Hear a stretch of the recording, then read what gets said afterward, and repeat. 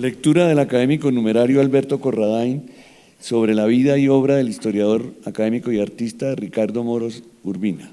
Tiene la palabra el académico Alberto Corradain Angulo. Señor presidente de la Academia, señores miembros de la Junta, ilustres colegas académicos, amigos, todos, les agradezco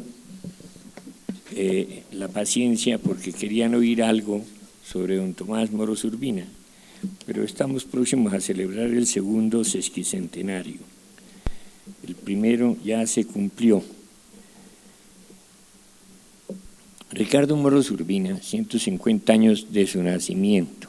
En general, los críticos de arte en Colombia solo dedican unas breves líneas a este grabador, dibujante, acuarelista, pintor sabanero y buen retratista, quien vio la luz primera en la población de Nemocón, en el hogar de don Cesáreo Moros y doña Teresa Urbina. Debemos recordar que en los años finales del siglo XVIII recibían en Zipaquirá don José Moros y don Tomás Moros, quien por otra parte edificaba el antiguo cabildo de esa ciudad luego de ser elevada a la categoría de parroquia.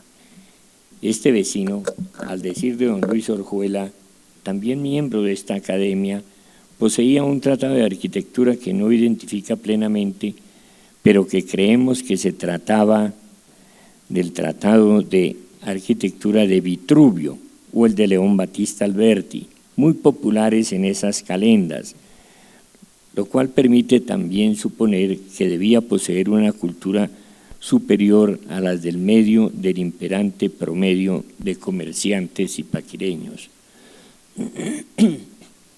Dotado de gran facilidad para el dibujo muy pronto, cuando solo contaba con 18 años, gana un concurso de grabado abierto en el papel periódico que dirigía don Alberto Urdaneta en Bogotá. No conocemos con precisión la técnica empleada en esa oportunidad, pero al parecer se trató de una xilografía, cuyo empleo estaba de moda y era abanderada por el señor Antonio Rodríguez, profesor de la Escuela de Artes de Bogotá y a quien precisamente había traído de España el director del papel periódico. Después de alguna participación con la elaboración de algunos grabados en el papel periódico, el joven Moros Urbina viaja a Europa y al parecer demora algún tiempo en Francia, Italia y en España, donde al lado de algunos pintores de mediana calidad y totalmente inmersos en las técnicas y espíritu de las academias europeas, recibe enseñanzas de ellos, como fueron los pintores Jean-Léon Guérin y Luis Jiménez Aranda. En esos años visita muchos museos y realiza algunas copias afortunadas de reconocidos pintores, de quienes aprende técnicas apropiadas para la elaboración de su trabajo, sin que llegue a penetrar en el espíritu de los modernos planteamientos del impresionismo. Por esta época realiza un retrato del Papa León XIII, con el cual es ganador de un concurso, y define su camino en el arte como retratista y por ende seguidor de los planteamientos sustentados por los pintores naturalistas. Con el regreso a Colombia, poco antes de terminar el siglo XIX y ya en plena guerra civil, se le abre un amplio panorama de muchas posibilidades para realizar trabajos de su interés, cuando su mayor preocupación se centra en el uso de la acuarela y del óleo, que domina con muy buena habilidad, condición que le permite realizar un sinnúmero de retratos de personajes de la alta sociedad de entonces, don Carlos Holguín, Carlos Albán y Eliseo Payán, y varios más que se conservan en el Museo Nacional en Bogotá o en varias colecciones particulares. Para 1899, al regresar a Bogotá, participa en un concurso organizado por la Escuela de Bellas Artes de Bogotá para conmemorar el día 20 de julio, en el cual gana la medalla de primera clase, al decir de la historiadora y académica doña Carmen Ortega Ricaurte. La obra presentada en esa oportunidad la realizó durante su permanencia en Italia y se denominaba Plaza de Anticoli. 3 años más tarde, en 1902, es nombrado profesor de dibujo de la Escuela de Bellas Artes de Bogotá y muy poco después forma parte del primer grupo de historiadores que integran la Academia Colombiana de Historia, ahora hace 113 años. Ese mismo año el señor arzobispo de Bogotá, Bernardo Herrera Restrepo, encargó a 4 pintores radicados en la ciudad que cada uno se encargara de pintar uno de los 4 evangelistas, correspondiendo el evangelista Lucas a Ricardo Moros Urbina. Las siguientes 2 décadas las empleó como docente o directivo de la Escuela de Artes, además de realizar varios retratos, buen número de paisajes de la sabana, entre ellos el correspondiente al mirador de la Quinta de Bolívar, desaparecido en la última intervención bajo la aplicación de una visión errónea que no debe orientar una restauración. Curiosamente, solo se registra el fallecimiento de este buen retratista en el seno de la propia academia, con una corta nota necrológica suscrita por Daniel Arias Argáez, en la cual hace énfasis sobre el gran silencio de toda la prensa bogotana en ese año de 1942, pero por otra parte adopta una postura bien discreta sobre la obra artística de su colega y se anticipa a decir que no puede indicar que sus obras fueran muy significativas en el panorama nacional, en tanto que otros críticos como Eugenio Barney Cabrera, Bayuno, en el Manual de Historia de Colombia, o nuestra desaparecida colega Carmen Ortega Ricaurte en su Diccionario de Artistas en Colombia, juzga sus obras con más benignidad, indicando, eso sí, que transitó permanentemente por el sendero de la pintura académica, con buen trabajo de detalle, sin pretender asimilar ninguna de las nuevas tendencias estéticas que animaban el espíritu de los grandes pintores de avanzada en Europa, como el grupo que adoptó los planteamientos del impresionismo, a los cuales unos pocos pintores nacionales trataron de imitar lo que copiaban otros artistas europeos o americanos, una copia de segunda mano. Al respecto, varios autores por el año de 1904 hablaron en el país precisamente sobre la filosofía que se contenía en esa nueva visión del arte, como era el impresionismo, que ya se discutía en Europa desde 10 años antes. Verbo y gracia a don Baldomero Sanincano o don Ricardo Inestrosa Díaz, autores de sendos artículos sobre ese tema.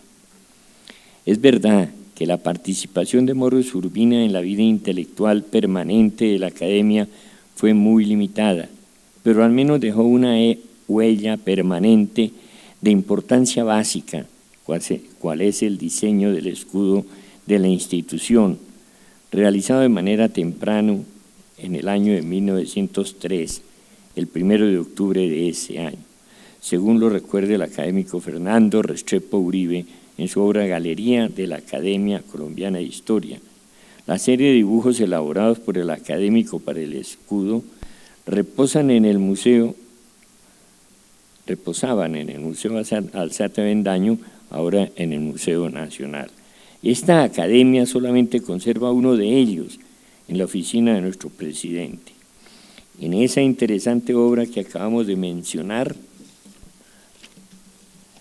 el autor, al describir todos los lienzos y obras pictóricas y escultóricas con las que contaba la academia, cuando se realizó ese libro, señala a Moros Urbina como autor del cuadro que recuerda al cronista Juan de Castellanos, oriundo de Alanís en la Andalucía occidental. No hemos intentado hacer un análisis y valoración estética de la obra de Moros Urbina, sino simplemente traer a la memoria el tránsito del pintor por el seno de la academia y su aporte a la imagen que se ha difundido por medio del escudo. Otras labores, como sus evaluaciones sobre las calidades de varios individuos para su ingreso como correspondientes, simplemente se ajustan al compromiso propio de los miembros. 150 años de su nacimiento se acaban de cumplir y 82 de su fallecimiento. Bogotá, 2015. Me disculpa que la lectura sea tan corta, pero no me gusta fatigar a ningún auditorio. He sido docente muchísimos años y sé que la atención que pueden prestar en algo no pasa de 15 minutos. De manera que cuando una sesión es de más de una hora, baja totalmente la atención. Vamos a pasar una serie de vistas de las obras de Ricardo Moros Urbina y haremos algunos comentarios que funcionarán a manera de crítica sobre su obra. Empezamos con este autorretrato de Moros Urbina. Por algún problema le cayó una gota allá entre el bigote, el labio superior, cruza el inferior y muere por ahí. De todas maneras hay una distorsión en la proporción de la figura que no es la misma que está aquí en la pantalla. Capta la profundidad del individuo. Es un trabajo un poco hecho a la aguada. Sí, es un poco hecho a la aguada. Seguramente está basado sobre un dibujo muy elemental. Hacemos así. Esto es un detalle del cementerio de Nemocón. Se llama la tumba de Eloísa. Yo no sé si está hecha en conmemoración de la heroína que nos trae la literatura y la historia, o de alguna novia que pudo haber tenido con ese mismo nombre, cuando era la época del romanticismo. Es una aguada, es una técnica muy utilizada por él. Simplemente se disuelve la tinta china y se aplica como si fuera una acuarela, pero puede darse todas las intensidades del caso, de manera que por eso hay zonas como la parte inferior del monumento que están casi blancas y en otras se oscurece un poco más. Una calle en Nemocón. Él dejó varios cuadros mostrando un poco su pueblo. Acá tenemos la plaza de Nemocón. Ustedes ven un poco el trabajo de los árboles, que es mucho más denso que el que corresponde al piso o a las paredes de las casas o a las montañas que se ven al fondo.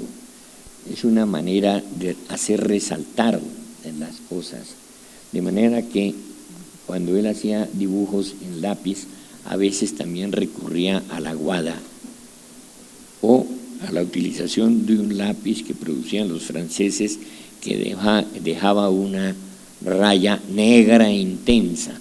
Cuando yo era joven lo empleé, pero ya no volví a verlo.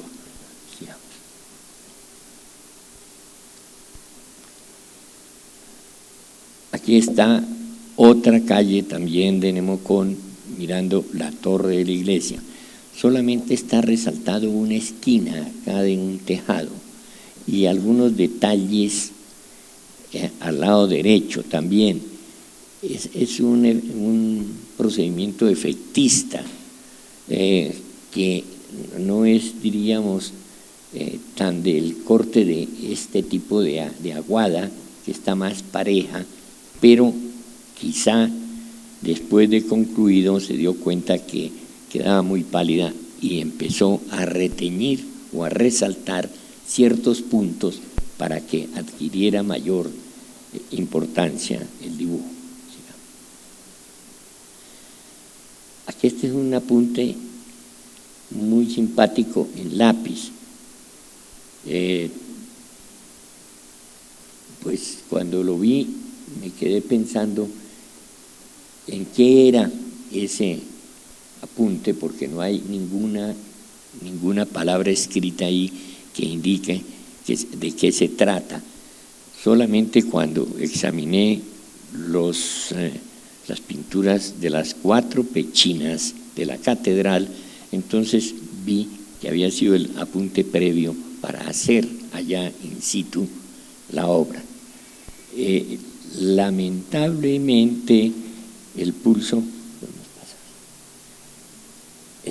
mío estaba un poco mal, porque por más de que entre uno a la catedral está siempre bajo la presión psicológica de que alguien va a llegar a raparle la cámara, de manera que pierde uno un poquitico el pulso. Y entonces aquí abajo se ve ahí que está sosteniendo el santo o el evangelista su tabla donde está escribiendo, está ahí el símbolo con el toro, y la rodilla y la pierna y todo eso coinciden con el dibujo que acabamos de ver. Aquí es en una casa particular. Parece que esa parte está hecha en tinta y que en el dibujo, que también es otra aguada, entonces hay zonas también mucho más intensas, de manera que enmarcan la vista que quiere señalar Moros Urbina. Aquí tenemos un par de personajes dedicados a pescar. Ustedes pueden darse cuenta que no hay dobles trazos para señalar ni la silueta, ni el volumen de las personas, ni las fisonomías, sino todo está de una vez hecho a conciencia. Tenía una gran habilidad para dibujar. Y lógicamente, en este caso, aparte del dibujo está pues la pintura, pues con aguada, aparte del esfumado que podía dar a los lápices. Este muchacho bogotano, pues se puede pensar que no va a coger a un muchacho de esa edad y tenerlo ahí posando durante horas, pues porque se va a aburrir, lo va a mandar a freír espárragos y se desaparece del panorama. O sea, que tenía que dibujarlo muy rápidamente, señalando los rasgos más importantes. Y ahí está señalada la cara, su gorra, algunos detalles del pantalón, etcétera, y ahí al final se ven unos rasgos, unos lápices esfumados, algo. Muchacho bogotano del natural, es decir, hecho de una vez. Una niña, por el estilo. Otro trabajo así de gran delicadeza, que está pues también con algunos resaltes en la mano que va en el pecho, un poco la cara, etcétera. La otra mano también va a ser entonces motivo de atención para el observador. El canasto está esbozado, no hay necesidad de llegar al detalle, pero está diciendo de qué es. Sigamos. Una muchacha, vaya uno a saber quién, si fue imaginada o fue real, pero de todas maneras hay un gran contraste entre las zonas claras de la piel, los tejidos de la blusa o del elemento que la cobija, las sombras allá cruzadas del fondo y los ensortijados del cabello. Este deán, el doctor Sánchez, pues debía ser mal geniado, de manera que tuvo que hacer eso seguramente muy rápido, porque la mirada no es así como animadora, no está invitando a charlar con facilidad, ¿no? Pudo haberlo cogido en la catedral, pues, y lo plasmó en un momento. Siga. Uno de sus colegas grabadores de papel periódico, quien mire el papel periódico va a encontrar muchísimas veces el nombre de este señor Greñas. Muchísimos de los grabados del papel periódico son de Greñas, casi la mitad. Pues ahí lo plasmó fácilmente, seguramente en un descuido de Greñas, que debía estar viendo a ver qué trabajaba, y lo dejó con su buen bigote, con la profundidad de los ojos, la mirada, etcétera, un rasgo de patilla, una especie de mentoncito ahí de 4 barbitas y un bigote, y listo, y quedó ahí. Claro, hay unos tonos amarillentos y demás que corresponden a daños que se han producido con el paso de los años. Acá tenemos a uno de los presidentes, Payán, el doctor Payán. Ese ya inmediatamente se valió de Moros Urbina para que le hiciera un cuadro imponente. Debía ser así en todas sus actuaciones. Lo retrató divinamente. Ahí ya este es otro, este es el doctor Otálora, boyacense, cundinamarqués, porque, bueno, fue también gobernador acá de Cundinamarca, de Boyacá, presidente de la República, y vino a morir aquí en Cundinamarca. Mucho más discreto, no tenía ese corte de Payán, ¿no? Y quedó plasmado ahí en el cuadro. Sí, Otálora, ¿no? Sigamos con Holguín. El doctor Holguín, muy penetrante la mirada, ¿no? Pues, al fin y al cabo era un pintor academicista, de manera que sabía manejar las tonalidades, etcétera, con gran cuidado. El fondo es lo de menos, el fondo se machuca ahí en cualquier forma con pinceles para allá o para acá y listo, y le da un contraste, de manera que, pero centra en la figura, la cara, el vestido, etcétera. Sigamos. Aquí hay un soldado que debió actuar en algunas de las batallas del siglo XIX y le pareció interesante y le hizo un retrato. Yo creo que debe estar ahí el caballero recordando todas las peripecias de su vida. No era ninguna persona de gran prestigio, pero quedó consignado en el óleo de Moros Urbina. Sigamos. Bueno, y acá este es el cuadro que tenemos nosotros. La distorsión es grande porque el cuadro que tenemos acá lo podemos ver en cualquier momento en la otra sala, es un poco de otra proporción, pero bien. A mí siempre me ha parecido ahí la de un individuo que no está aterrizando en este mundo, por eso está pudiendo escribir tanto, porque anda pensando en las nebulosas, es una mirada perdida en el infinito, ¿no? De manera que capta muy bien todos esos detalles. Sigamos. Acá, la fábrica de loza.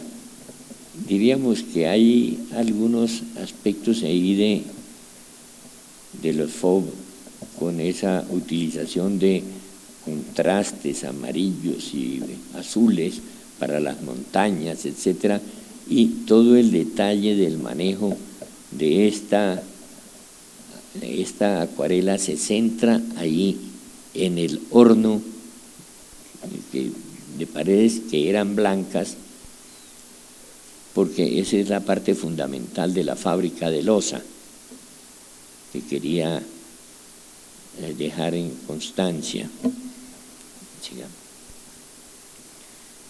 Este fue el que le valió una distinción en Italia. La vuelta al Prado. Vienen las cabras metidas allá en esas rocas que no tienen nada y vienen como viendo a ver dónde empiezan a comer, a pastar.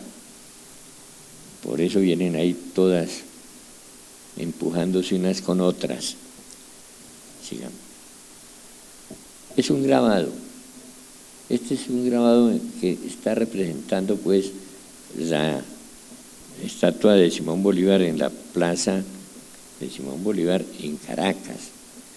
Lógicamente que todas esas figuras, todos esos grabados se hacen con base en fotografía, porque en una de esas resultaban haciendo con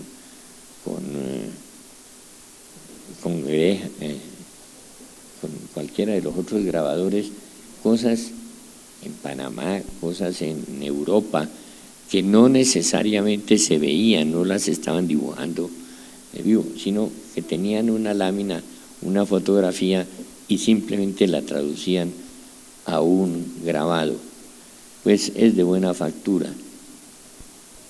No hubo aquí grabadores de acero, como sí existieron en otros países. Es decir, Durero 3 siglos antes estaba haciendo unas fantasías de grabados en acero y empleaban unas técnicas muy sofisticadas para hacer esos grabados. Pero aquí en Colombia solamente estuvimos trabajando con xilografía, es decir, con madera, y todos estos son en madera. Simón Bolívar, que no necesita letrero para identificarlo, por más de que ahí está supremamente espigado. Bueno, pasemos. Este fue el último grabado que hizo para el papel periódico. Curiosamente apareció en el mismo número en el que se anuncia la muerte de Alberto Urdaneta, de manera que fue pues prácticamente una despedida paralela de Moros Urbina y de Urdaneta. Aquí José Antonio Plaza, de Plaza. Sigamos. Ahí tenemos otra pintura, parte en lápiz, pero están reteñidas muchísimas zonas, como el borde del alero, con tinta,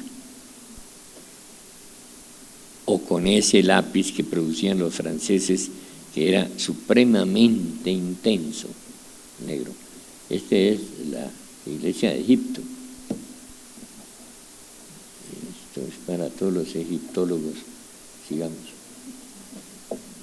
La escalera vista ahí de medio lado. También lo mismo.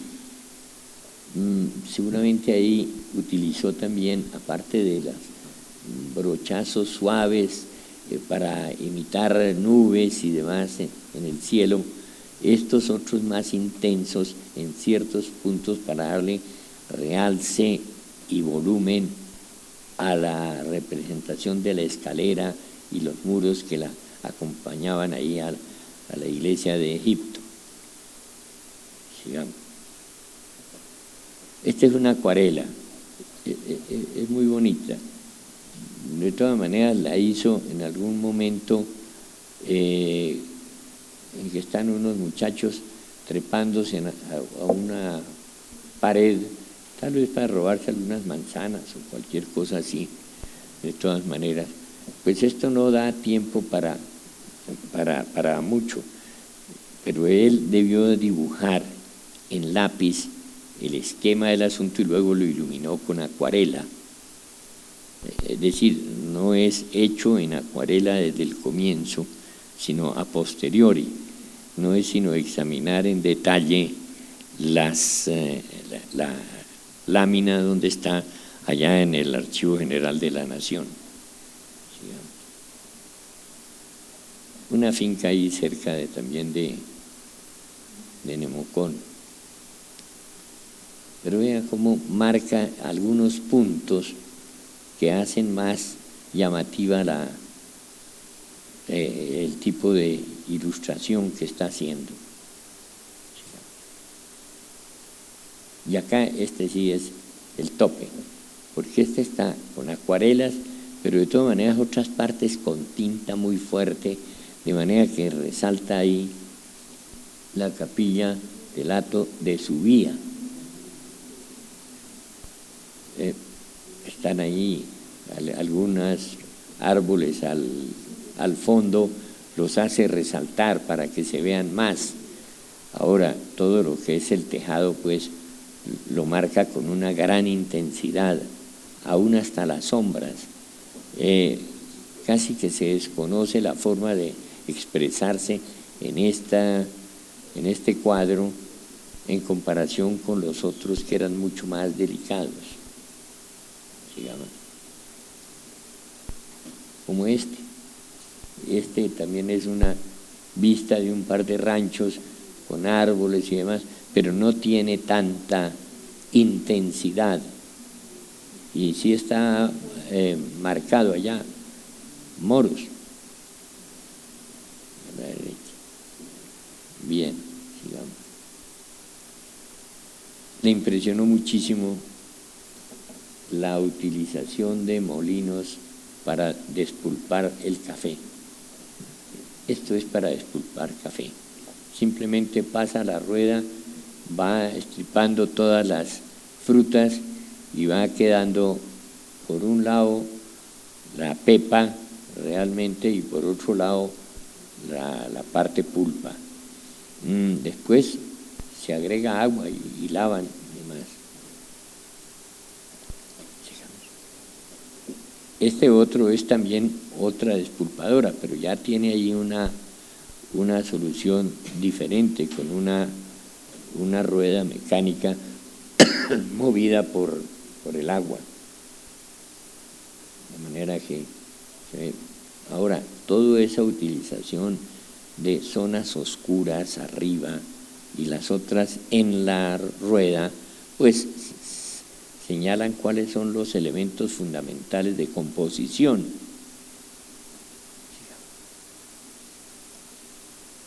Aquí lo conoce todo el mundo. Me imagino que puedo hacer la pregunta de qué se trata.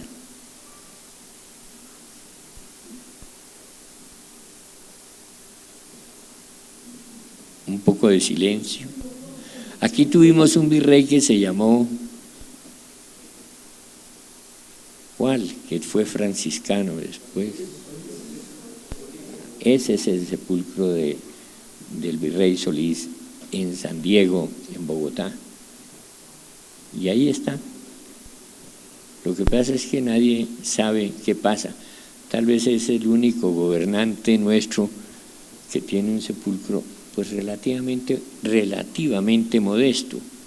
En ese momento los franciscanos echaron la casa por la ventana para hacerlo, eso es obvio. No quiero hacer paralelos con ninguna otra orden. Bien. Y llegamos al grano. Se inventó una forma muy simpática, es que diseñó lo que le pedían. Está el indio como representante de la prehistoria, el soldado como un español que llega a América, el descubrimiento de América, y luego la independencia, por eso tiene el gorro frigio. Y los adornos de afuera es lo de menos, le hace un óvalo ahí, realmente en la realidad es un círculo, y entonces aparecen otros dibujos acá, como este. El del fondo es el mismo, pero alrededor hay varias cosas, de manera que hay varias soluciones para el escudo.